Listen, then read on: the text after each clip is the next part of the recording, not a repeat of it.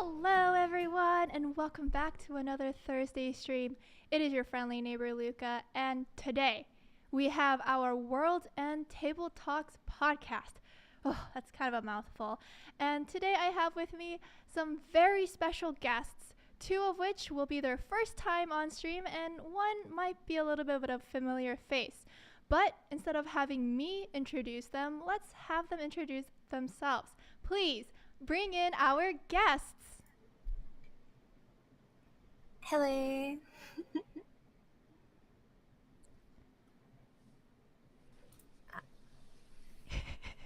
Sorry, I think I'm a bit delayed. Sorry. I think my my Australian internet. Hi guys, I am Pizzachuchu. I live in Australia. My internet is really bad, so I'm hearing things really delayed sometimes.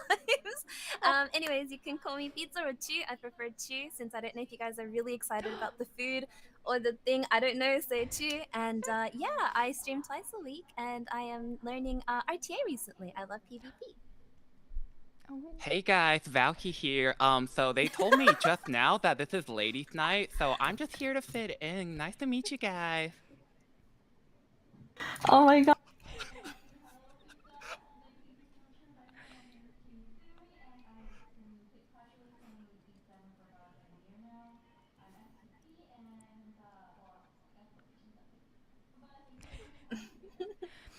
Okay, real quick, when you say quotations F2P, what does that mean?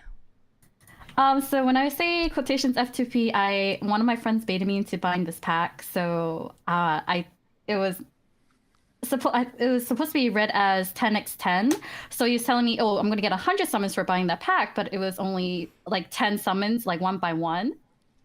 And I bought that pack, so I didn't realize it until I did the summon.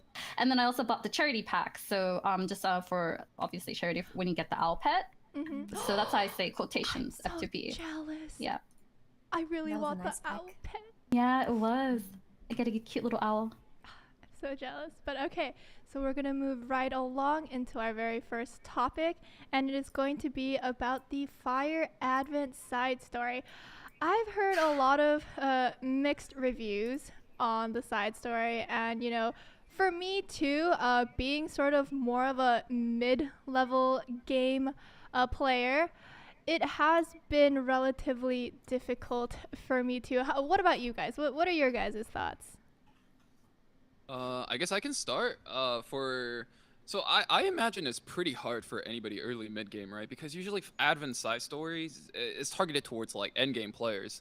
But then again, for like RTA players, right? We need our best gears on PvP heroes. So having to start swapping things around, and then maybe having to put PvP heroes back on like rage set gear just to do a little bit of that. Like this is like especially during the time where everybody's like grinding games however many hours a day, it's definitely a hassle. Mm-hmm.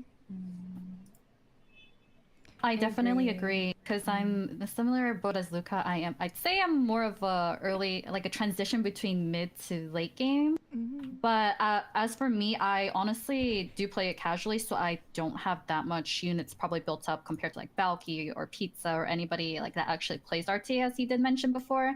And I do see that the difficulty is quite high, and a lot of my units are water, and I still struggle with it. So that's why I've been hanging out in easy mode right now.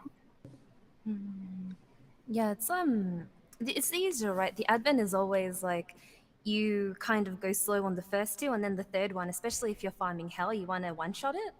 And so to like go through the whole hassle of the first two phases and then get 15% on the last match, and then having to redo it over and over again is a bit of a hassle. So to minimize that, you want to put your best gear on so that like, you have every other stat like perfect for it, but then you do have to take it off your PvP, which is a bit of a, yeah. And then you had to wait until the Brianna equip was here. So yeah, I like the drops in it. I really like how there's counter and speed. That's amazing. But otherwise, yeah, it's a bit hard to get that gear during the end of RTA season.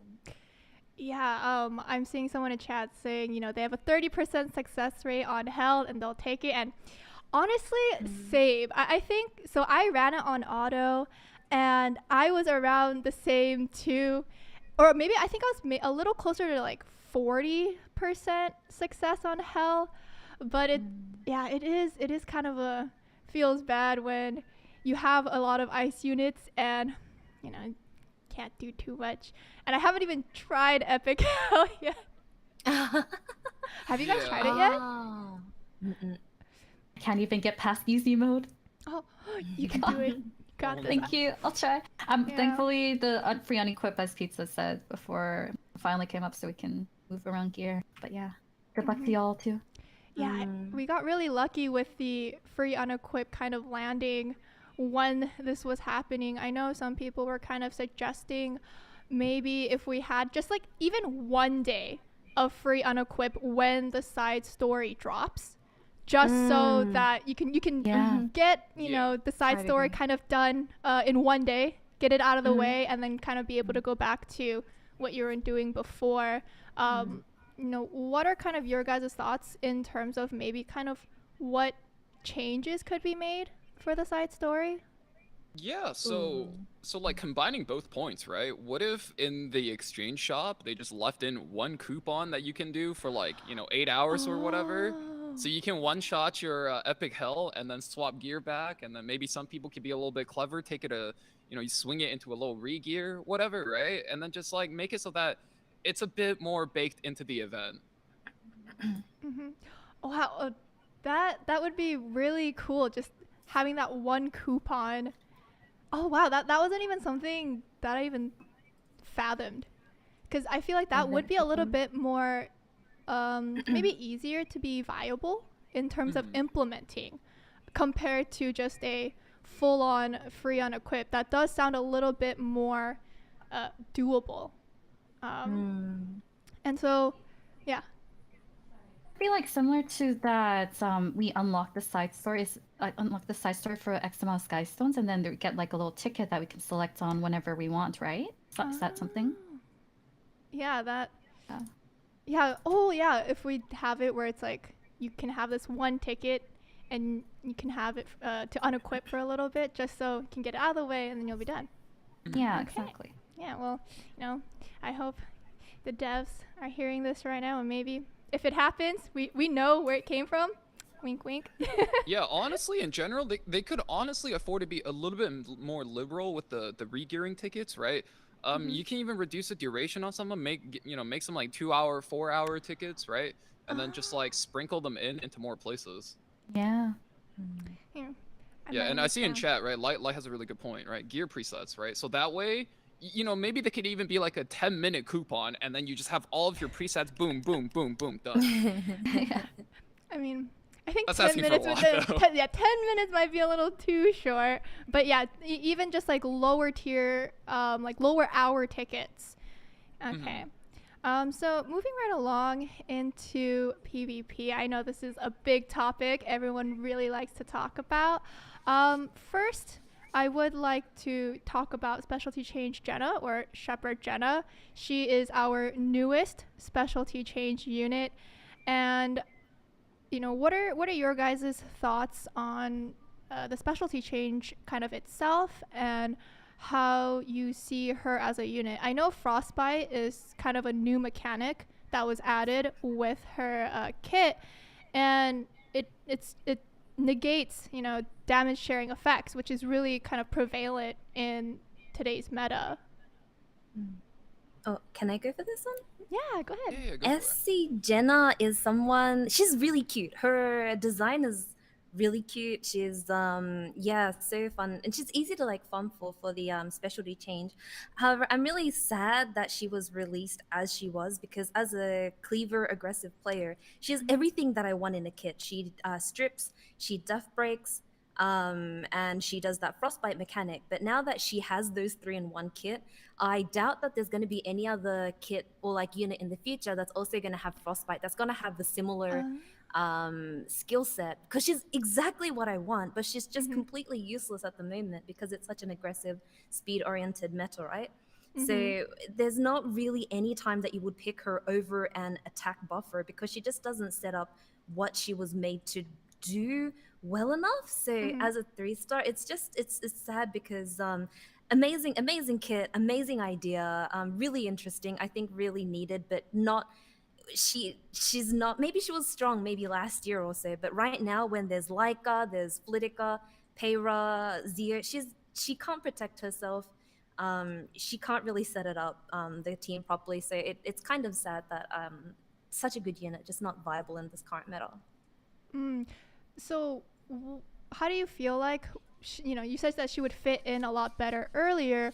What do you think would need to change in the meta itself, maybe, or would it be something that needs to be changed with her to make her a little bit more viable?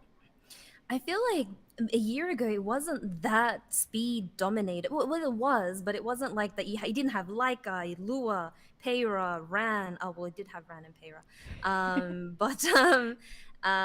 And currently there's a lot of tanking up as well. Eaton, there is a lot of people are using all those like Armins and things like that. But however, just now that Zio and Laika have free 10 speed, free 20% speed, there is not much protection for Jena. Even if Ran were to go, maybe he could be bridged with like with Caesarea or something and kill her off the bat. But they're not really things that stop Jena, unlike Laika do, and Lua does, and Zio does. So it's just she needs to be fast, but she's slow. She needs protection, but she doesn't have any. She's a mage. And then there's also Aiden. You can't hit. You can't do anything into Aiden with her because one of her skills is a non-con, but the other one isn't, right? So Yeah. I feel like if her S2 and her S3 was flipped, if I remember correctly, her S2 was a non-con, Yes. and her S3 was a hit. I feel like if her strip, I forgot which one it was. If it was the other way around, it might be a little more viable into all these Aiden pickers. Makes sense. What about Valky and Kisuumi? What are your guys' thoughts? So, kind of pivoting off of what Chu said, right? I think the biggest problem with her is like, yeah, she's not exactly fast enough to contest these meta units like Lua, like Sea Lilius, like and so on. Which means you really just want to play her versus slower players, right? But this is actually one of the more, probably the most diverse meta in the history of the game, right? So you're essentially using her to bully slow players. You're kind of setting up all of these things, but there's one big problem. She's weak to every single landmine in the game, right? Right. So if you think about it, she has an AoE attack, so anything that can trigger off of AoE units, boom, that's like a soft counter to her. She has debuffs, so anything like Ed Designer Lilibet is a counter to her. She has a non-attacking skill, so anything from Winter, Celine to Politis, it has a positive matchup versus her, right?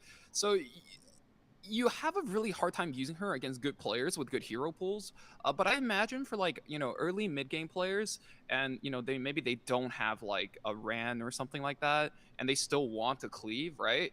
I think SC Jena is a really accessible options for newer players to cleave into slower players with.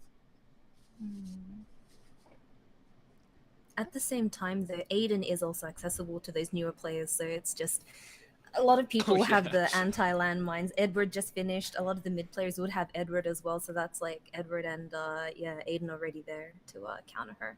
Does nothing into like K-Ron BBKs as well, unless you have if you're gearing her as an opener as well.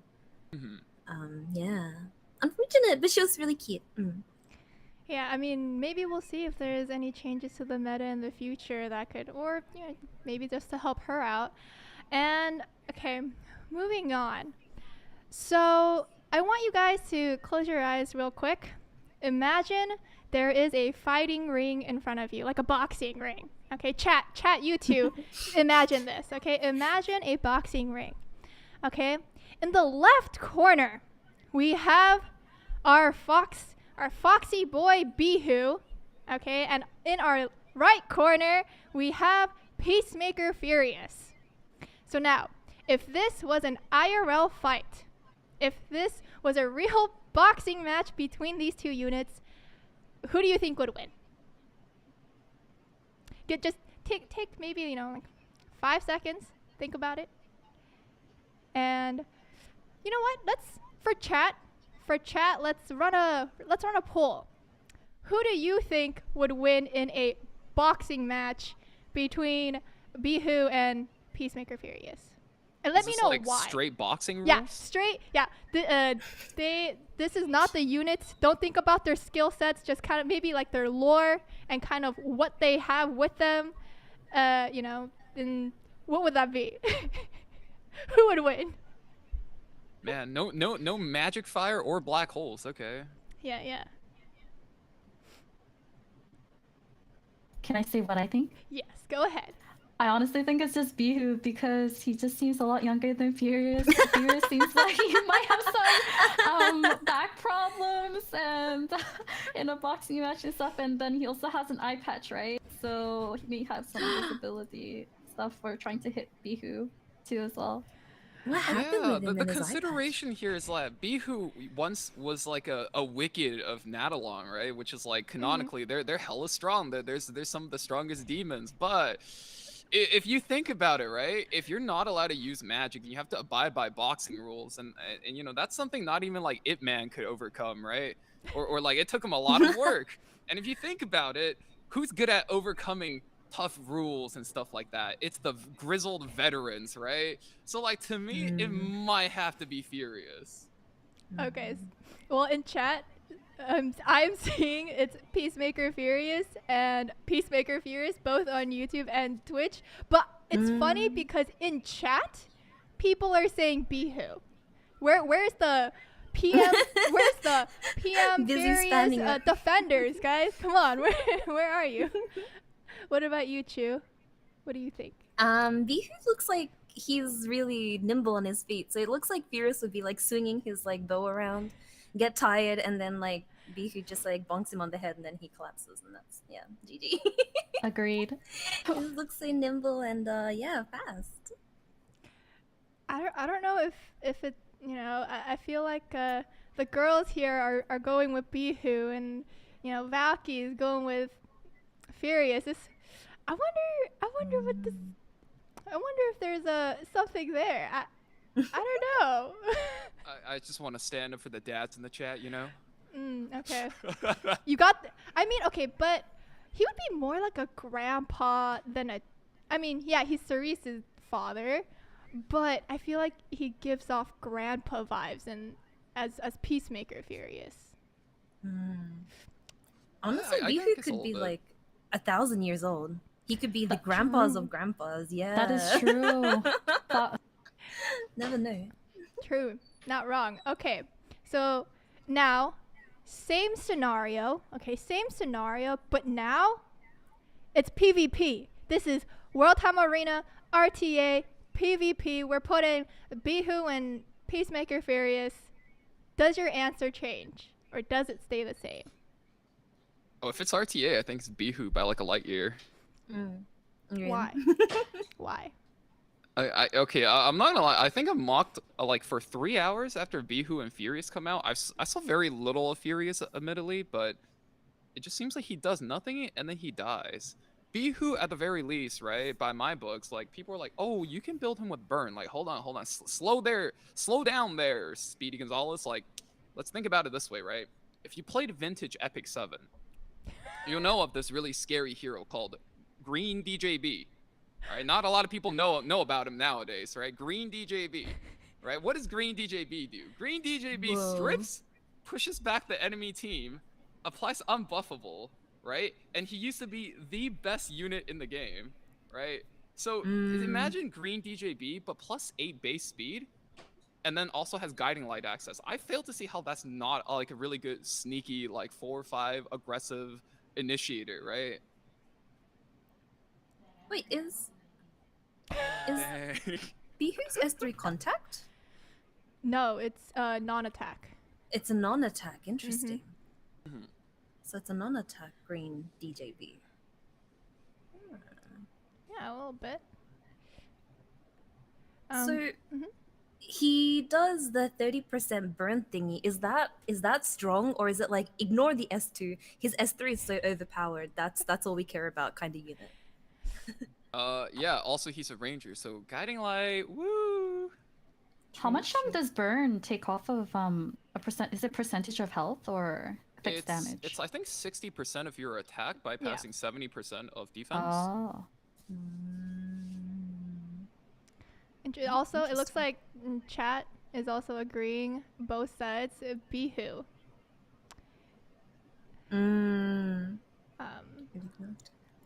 And since right now both units are banned from, RTA right now, do you guys all feel that being like playing them in a kind of like mock RTA or in just regular arena is a kind of a good way to think about how good they are as units, or do you feel like we need to be able to play them in RTA to truly see kind of how they would fit into the meta if they do?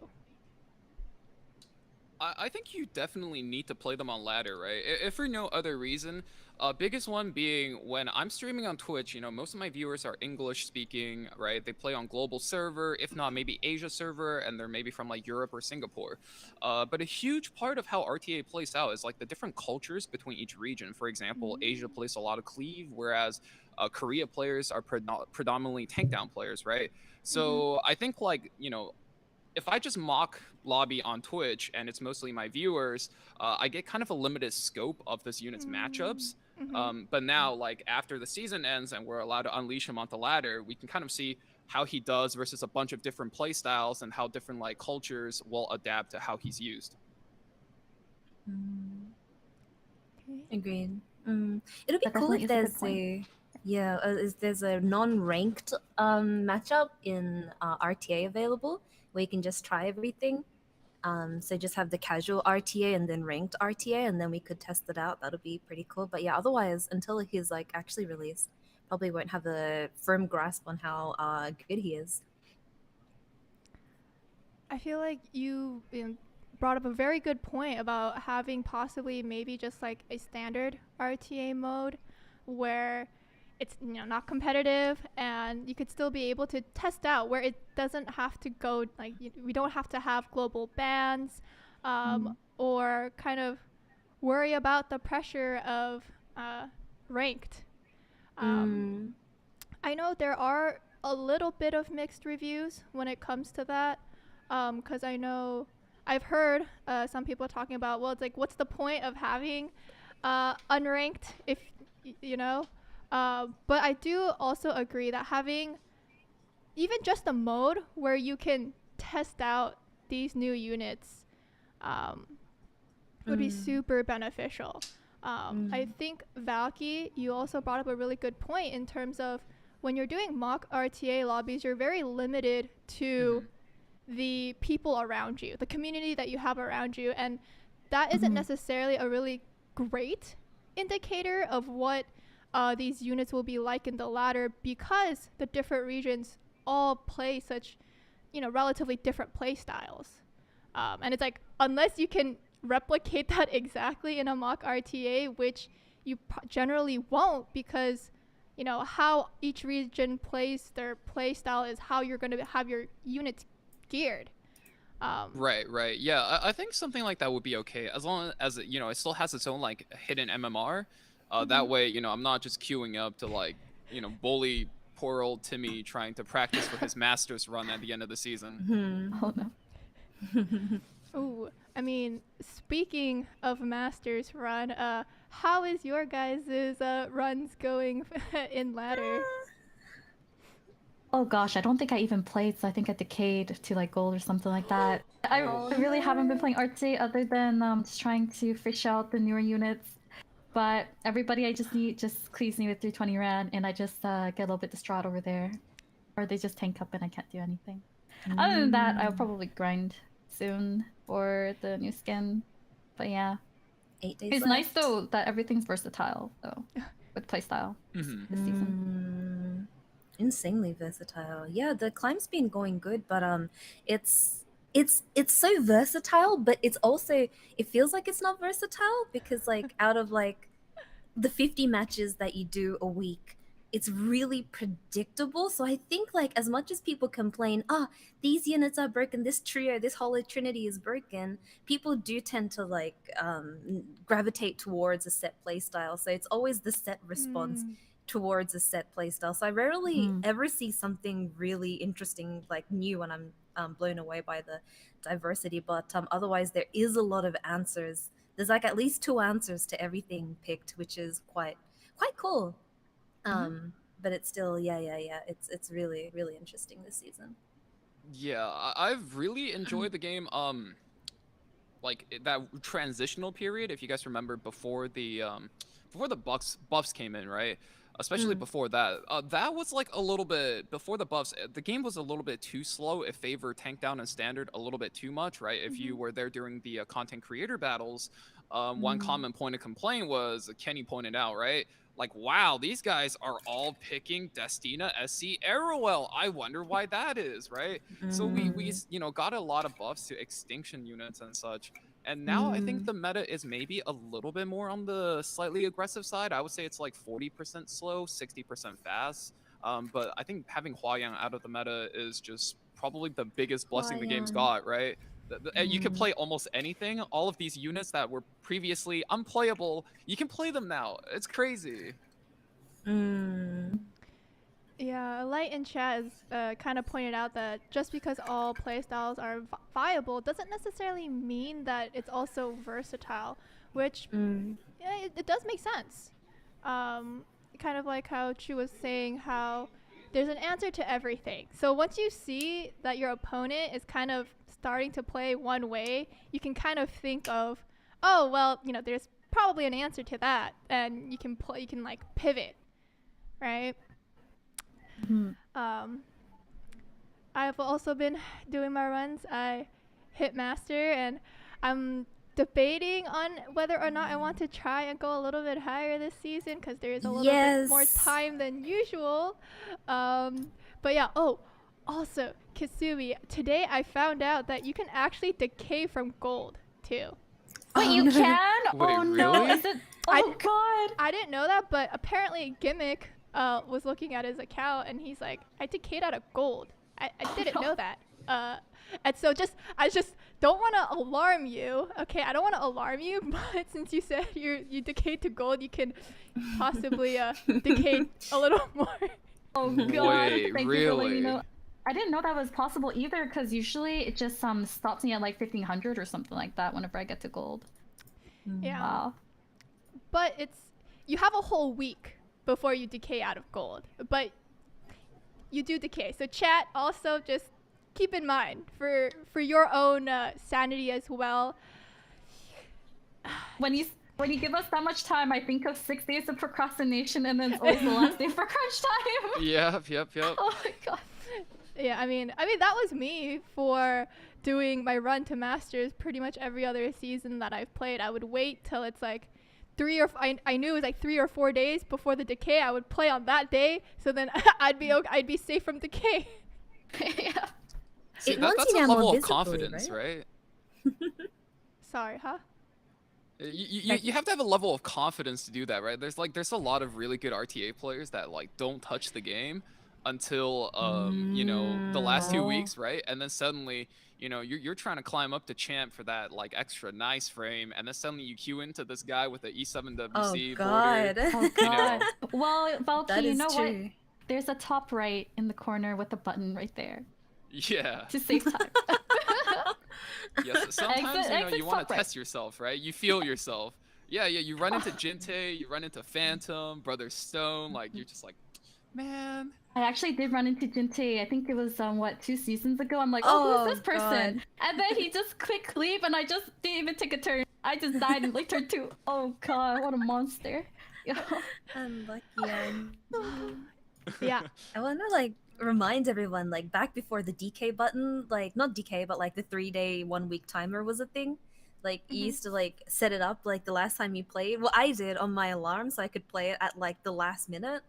And then we'd all like calculate like, has it been 3 days? Has it been like how many ever hours since I last played? So the QL update for like the decay thing is a goddamn lifesaver. Really is. Yeah. A season is ending next week, so I think the countdown timer is now on in RTA, so it should say how many days are left. Also, right after I hit masters, like 1600 points, I went right up against a champion player who's like 1900 points. Oh. And oh gosh. okay, fortunately, I don't know how I did this, but I won. I won and I got 20 points. Congrats. It felt Congrats. great. It There you felt go. There you go. great. Yeah, my landy just stacked. It was nice. So what type of playstyle do you play? I feel like I'm a relatively standard player. I would say because my draft will be, if I'm first pick, I'll go with C. Lilius, and then depending on what the opponent picks, so my drafts will generally look like C. Lilius, Lua, Stene, A. Ross, and then like Landy or another DPS. And sometimes, you know, if they pick C. Lilius, then I'll go Lua, Stene, A. Ravi, A. Ross. Generally, I'll keep like Lua and A. Ross together. And then sometimes Milim as well. Yeah, because Milim's nice. yeah, I don't have a lot of units built, but the units I have built, you know, have gotten me to masters. So Then Yeah, on the that's good. contrary, are there like units that you guys face and it's just that one unit and you're like, oh shoot, I'm effed. Is there a unit that you guys are scared of the most? Can we name multiple? ooh, yeah. Or is it just one?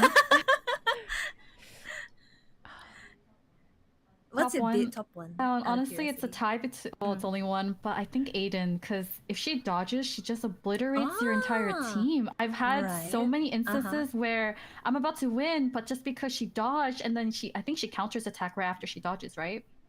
Then Yes. she just obliterates everybody on my team. I'm like, oh god, I just lost. Yeah, that is Funny. very Yep. scary. Yeah. Yeah, funny you say that because I play into Aiden with the intent of proccing her S2, and the amount of times I have hit her is insane. Oh. With Oh, like, goodness.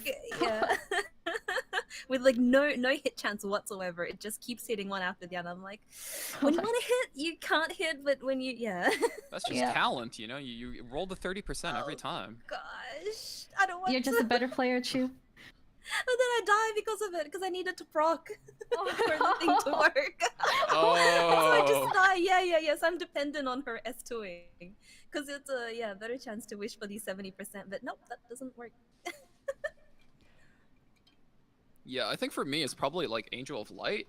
I think anytime she comes out, like you're just not having fun, right? So I don't know about I don't you know I know I don't speak for everybody, right? But I for one am a monkey, right? And what do monkeys like to do, right? I like to go fast and do damage, right? So AOL not only when I play her does no damage, she makes my units not do damage. And my opponent playing her, I don't imagine they're having any fun because she's not doing any damage for them, right? She's not even giving attack up. So I hate this hero. She just stops damage and just slows down the pace of the game way too much.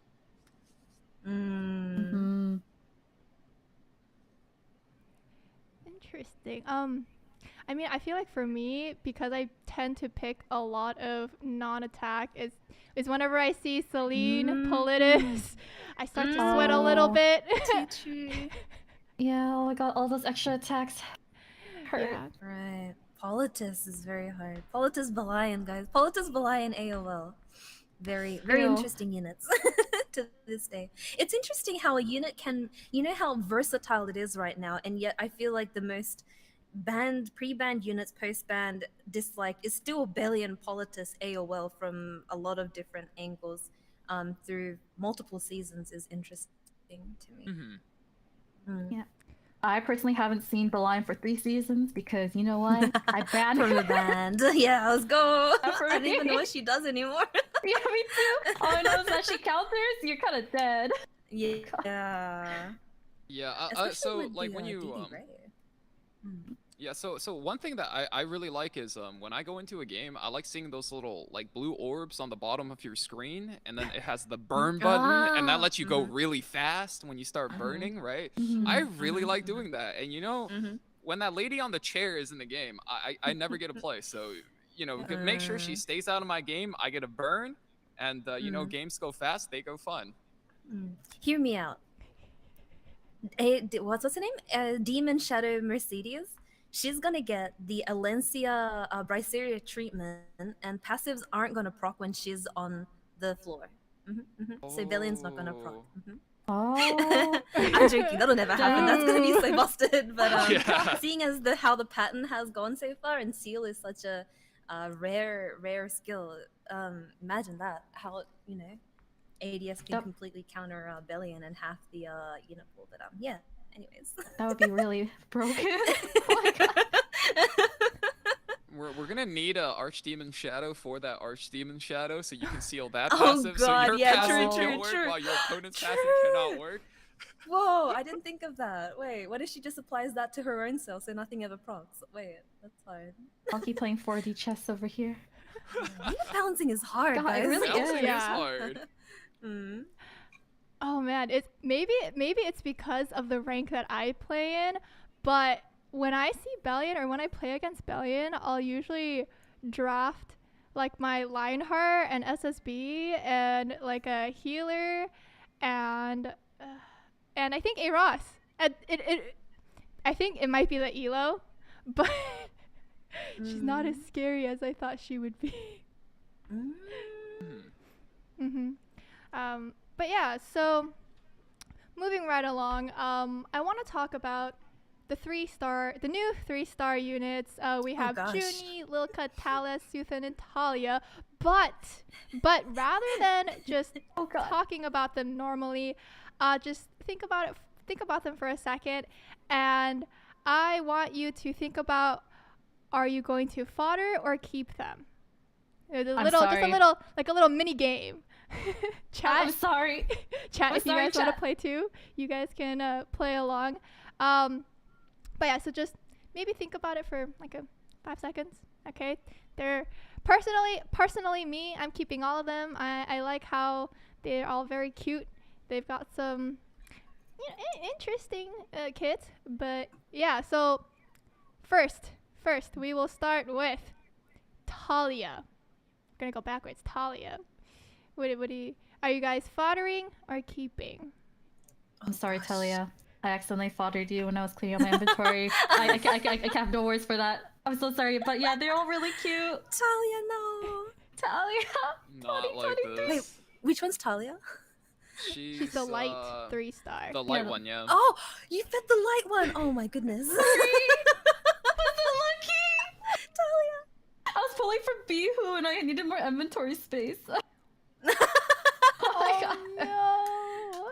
Oh man. Oh yeah. I actually I'm a huge component for keeping one of every MLB copy of everything in the game, at least one. Because Smilegate will go on record. Well, this is just the thing they do, right? To buff things that are underplayed, underused, underrepresented, to kind of, just fit the meta, whether it's PvE or PvP, right? Big reminder to everybody, Alexa's basket buff. That was a thing. I dusted like 8 copies of Alexa's basket, summoning for a Ravi on her release banner. Oh no. And then I had to buy back 13 copies, so I'm not a huge fan of that. So ever since then, I've kept every single copy of like everything. So kept all my Lycas, right? Kept all my Alencias, kept all of my Alabastrons, Merciless Glutton, stuff like that. You just have to kind of remember, as long as you're in E7 for the long haul, this is definitely a marathon, not a sprint. So, just hang on to stuff. Unless you desperately need resources, don't think about foddering stuff you don't at least have one base copy or one MLB copy, if your account can support that. I think I learned that the hard way, like 2 years ago when I didn't care about anything. I was foddering like Nat 5s, 3 stars, obviously, right? Then a certain red burn unit got buffed, and I remember people saying that she was like the most broken unit of that season. I did not have a single copy of Carrot anywhere, and to summon a 3-star out of the insane pool of 3 stars to get her for her specialty change was I learned the hard way. Never feed your 3 stars. Yep. Can confirm. Yeah, Carrot Never was fodder your insane 3 back stars. then. Yeah. Someone in chat is like, I learned by learning from other people's mistakes, and same. When I first started, I was told to always have at least one copy, just one copy MLB, because you never know. And we're hearing it from the veterans themselves that they had to face it happening to them themselves to realize that you need at least one. So if you're new in chat, which I feel like there are some new people, always keep one. Always one. Absolutely. Especially even if like the unit is more PvE, PvP geared, they can get a buff. I had no interest in PvP for like the first 3 years of playing. So Carrot never really interested me. Those other units that I could use for PvE. So I was just like, not a PvE unit. I don't care. But then 4th year, I like PvP now. Anything can change. So whatever playstyle you are, whatever unit it is, they might get a buff. So yeah, keep it around. Yeah, for sure. Okay, well, while having that mindset, let's talk about Suthan. Do you fodder or do you keep? Oh. But be honest with be honest, okay? Doesn't he burn? He does. Is he a Bihu enabler? Could it be? Specialty change Hey, yo. Sivan Bihu pair coming up? I looked over his kit real quick. It didn't look anything impressive, but I will say though, God. I'm definitely just gonna keep them on my account to use as a catalyst to summon the Arias. Because we all know Arya loves Soothing. He does? Aww. Because he's like her little brother, right? I vaguely Yeah. remember like in her release side The story, lore. she's like, "I'll protect Soothing." I'm like, man, I wish I was Susan. What the heck? Oh. Susan. But what about everyone else? Would you fodder or keep? Definitely just keep one copy for next time. Don't make the mistake of foddering everything for more space, guys. Well, I mean, if we're gonna keep that mindset, I guess you would technically keep all of the other 3 stars too then. At least one copy, yeah. At least just one copy. Okay, so we're gonna move right along into talking about the balance changes. We've had the December gosh. balance change, and Insanity. yeah, with Dark Corvus, Briar Witch Asaria, Astromancer Elena, Says, Euphine, Celine, and Camilla. Wow. I know with Briar Witch Asaria, she has this new mechanic that kind of makes her a bit of a double-edged sword because of how when she's on the field, no one can revive. Yeah. The amount of people that's bought Arby in with Briar Witch, and it takes me until I kill Arby and try to kill him again till I realize he's not reviving. The opponent realizes he's done the same thing, and we're just like staring at each other, being like, "Oh right, he anti-revives everybody." Yeah, there's a lot of still derpy moments of people picking him. Briar Witch with their revivers, and Destina especially. A lot of people pick Briar Witch with Destina so that they don't take Briar Witch, and then I'm a nothing ever culprit. happens. Yeah. Oh no. I did it for the very first time when I played RT. I didn't know that the path was in. I was like, oh, Briar Witch sounds pretty good. And I picked her with Destina, and I realized, oh shit, my S3 with Destina doesn't revive because I have Briar Witch on the field. But overall, I do like her love changes. But yeah, you have to make sure that you also have to pay attention to that you can't revive your own units too on the field as well as the enemy. Yeah, Makes it feel much obligatory. more I think balanced. everybody's got to have one of those games, especially if you are a Destina picker. I just built her, so it's kind of like my first game with her. Yeah, I definitely think Briar Witch's area won that patch though. She went from a unit that was designed to be a soft counter to evasion units and buff units to now she's not a hard counter. So when you say a hard counter, it means like I pick this, boom, you can no longer do this thing, right? But because she still needs to run with most of the times like guiding light, she's still a soft counter, right? Because you're hitting 50% hit chance and the 70% dodge chance. So 80-20, you kind of have to take that sometimes, right? But on top of that, she can now beat buff up units, right? She strips all buff. You can soul burn to ignore res. She can beat tank down. She can soul burn for a high chance to defense break. Although, don't tell anybody I've soul burned and then hit 0 defense breaks before it happens. And she also counters revive. So she has a really wide usage, right? And in games where people are comparing, Epic 7 to like a card game, right? you have cards that are really tall, like they're really good at one job, and now Bryceria is really wide, right? She does a lot of jobs, and she's really tall at one of them. She counters revives, and I think stopping a Destina meta of like having Bryceria be this over encompassing is a little bit much, but it's a world I can survive in because I like the hero. I mean, speaking of which, talking about how you think was kind of the star from the balance patch, uh, do you guys, Pizzachuchu and Kisuumi, do you also kind of agree, or do you feel like there was someone else that you felt like, oh, their changes really made a big difference? Because I know a lot of people were talking about the other units as well, how these changes have made them, fun to use.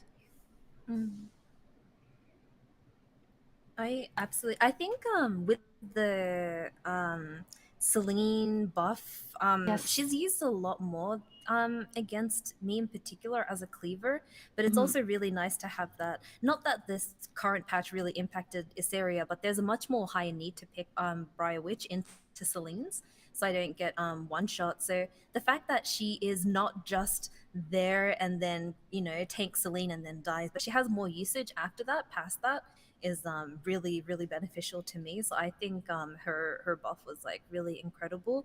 On the flip side, I quite dislike Dark Corvus's buff. Oh, Oh, in yeah. what way? I'm gonna annoy half like the the current players, but not able to be stunned. Just I guess he was weak to being controlled, but he's already in my opinion he's really easy to build already. So building him with a bit of Ephra's wasn't too hard, and now everyone just has free non-stun access. It's still pretty balanced, but it's made people pick a lot more Dark Corvus, which just draws out the game and makes it unnecessarily longer than usual. And people do need to wait until the end to bank on whether Dark Corvus can 1v4 the entirety. So it's like a frenzy 7-8 game. It's I don't know. There's a lot more of that. So I think Dark Corvus might have been a necessary evil against Solitaria. However, it's because he was buffed to be anti-solitary. Now he's used a lot more in a lot of different other situations, making the game like really, really unnecessarily long. I feel like, which is what I quite dislike. But otherwise, I think kind of balanced. Yeah. So, okay. So we've talked about who received buffs from the bounce patch. Who would you guys like to see kind of maybe get a buff in the future? Maybe in a future bounce patch. For me, it would be Last Rider Crow. I think he was like the star, right? The big boy of the Golden Boys, right? For a good while, the Golden Boys all revolved around him, and then after that frenzy change, right, where it went from scaling from damage dealt as the frenzy ramps, it was scaling from attack increase. So attack scaling characters became better than HP scaling bruisers, right? So I want to see a world where LRK could be this unit that is a soft punish to AoE, doesn't get completely countered to heck by all of these units that have AoE, right? And on top of that, can pressure with low to medium true damage throughout the game and just pepper your opponents and make them think like, wow, like this guy, I should not have drafted this many AoEs, or if I'm going to draft this many AoEs, I should have thought to ban him. What about you? LRK was a really really good thing. LRK and I feel like Ambitious Taiwan, as much as I've never used either of them, was a unit that dominated some of the seasons previously, right? So people would have had them built plus 15 awakened. So I feel like it's a waste to let them go unused. So as much as I have no interest in both of those units, it would be quite interesting to see a Taiwan and LRK buffed for usage. I would also agree with LRK and the Ambitious Taiwan, just because Pizza did say that they're just sitting in the inventory. They are sitting in my inventory too, so I'm just eventually waiting for them to resurface and be able to use them again. Yeah. Yeah, I know people are asking for a survey in the chat. We will get that for you guys in a little bit. We just have to change out the command real quick, but we'll get that for you guys real soon. So just hold on for a little bit, and just kind of gonna move along. How do you guys feel about the changes to Death Dealer Ray? I think it was incredibly fast, and it was a good thing because I felt he was definitely a little bit underpowered when he released. Although I can't really say for much because I'm still 60 away from pity and I went from 180. But I do think that it's great for them to be receptive of the feedback from the community in order to buff him up. Absolutely. He definitely seems more for long con too. Yeah. Yeah, Most people knew I he think was getting a buff, but like to have it that early was insane. Like, yeah, it was really good of them. yeah, they did a Tamarin. I don't know how many people were around for that. Tamarin on release was probably the worst unit in the game. Like, not even 5-star. She was pretty bad. And then they buffed her real quick, right before the first week of her banner was even up. I remember she came out on Wednesday and they buffed her by Friday. I think Ray took like maybe a week and a half, but I think it's definitely needed. He went from like not playable in pretty much any setting to you can at least play him with extra attack heroes now, so units like Solitary and Bellion will have a lot of synergy. But I still think he needs a little bit more to kind of flesh into that playstyle. But as much as I like good-looking male characters, right? I'd be okay if he wasn't buffed, just because I think the playstyle he propagates, right? A lot of debuffs, a lot of control, right? The death by 1,000 cuts methodology. I'm not a huge fan of that, so I'd be okay if he stayed, a slightly underpowered ML5. Oh, yeah, I know. I've seen Jena. He also talked about how he was able to have a lot more fun, and that even though he's still a little bit of a niche kind of unit, that after his changes have become a lot more fun. Speaking of PvP, whenever the season comes to an end, we get a brand new skin, if you reach Masters, of course. And this season, we have the Elegant Excursion Little Queen Charlotte. What are your guys' thoughts on the skin? Ooh, that design is kind of clean. I'm kind of a fan. Yeah, super cute. I'm really excited It's so for it. cute. Yeah, it's super, super adorable. Whoever's on the designer and art team did a really extremely good job with honestly almost everything on the RTA skin. I've seen a lot of comments of people being like, I don't play RTA, but this skin is cute, so I'm gonna go for it. More than other seasons, yeah, for sure. Would you say that, right now it's still kind of just the concept art that we've seen. Would you say this would be your favorite out of the RTA skins, or is there something that is a little bit your number one? I think Spectre Tenebria is probably my number one. That one's just too good. Wait, Ascending was a RTA skin because I think I joined too late and I bought it with skins. Me too. Yeah, I bought it with skins. Definitely my favorite is honestly everything nothing can top up. Arby was pretty cool. Like they didn't change him up too much, but they gave him a lot of glam and a lot more things. Unfortunately, I don't use him all too much, but I like his skin. Yeah. Yeah, and he was the first husbando unit to receive a skin. While we're on this topic, real quick, which husbando would you want to see as a skin next? Doc. Commander Pavel. I think that's a little bit too early though. Yeah. Oh, that it might be, right? I think Commander Pavel's so cool though. Yeah, Pavel is really cool. Or ML Violet. One of those two. Ooh. Oh, ML Violet would be a really good one. I am 100% for ML Violet. Yes, please give him white hair. Please. Oh man. Yeah. So I just want to talk real quick. We're running a little bit short on time, but I do want to ask you guys, have you tried out the new RTA replay feature? Yes, it's actually super handy.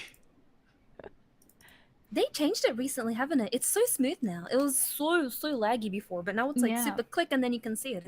It's really cool.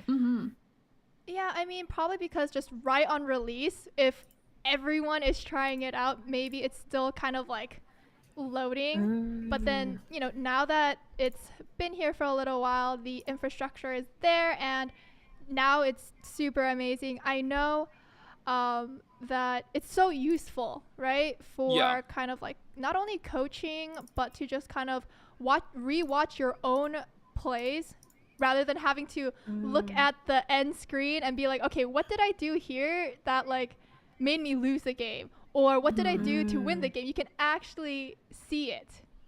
Yeah, yeah. So those are like the two biggest things, right? One, as somebody who like people will ask me a lot of questions when I play RTA.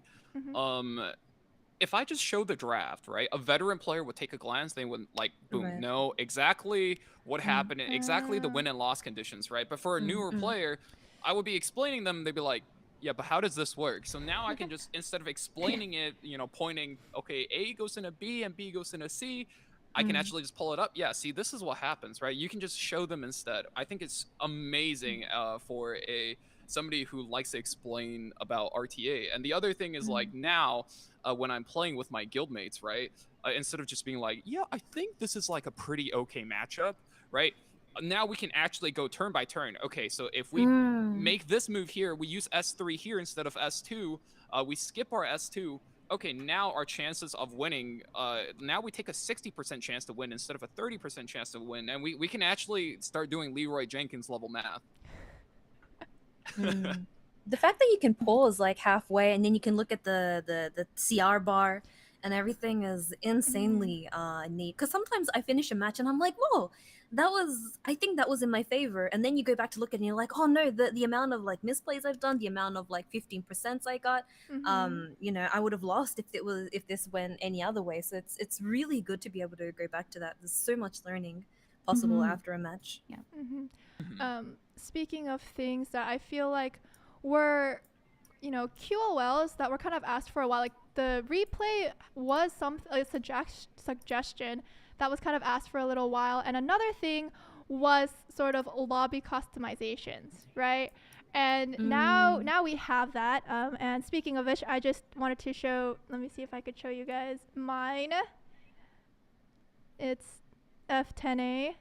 But what are your guys' thoughts on the lobby customizations, and who do you have for your lobby?